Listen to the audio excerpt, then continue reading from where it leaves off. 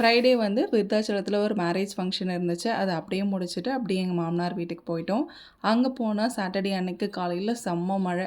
கொஞ்ச நேரம் தான் பேஞ்சுது. ஆனா நல்லா அடிச்சு விட்டது. கொஞ்ச நேரம் அத அப்படியே உட்காந்து பார்த்துட்டு, அன்னைக்கு எதுவுமே பெருசா பண்ணவே இல்ல. அப்புறம் மருதாணி வச்சுக்கலாம் அப்படின்னு தோணுச்சு.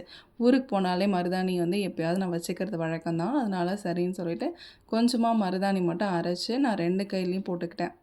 ஒரு கைக்கு மருதாணி நான் போட்டுக்கிட்டேன். இன்னொரு கைக்கு என்னோட மாமியார் வச்சு விட்டாங்க. நான் எப்பவுமே மருதாணி அரைக்கும்போது கொஞ்சமா வந்து ஜீனி போட்டுக்குவேன்.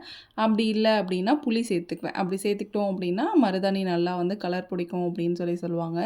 இது நான் ஒரு 2 மணி நேரம் கூட வைக்கல. நான் அப்படியே எடுத்துட்டேன் நைட்டு சாப்பிடணும் அப்படிங்கிறதுனால. மறுநாள் காலையில நல்லாவே புடிச்சிருந்தது.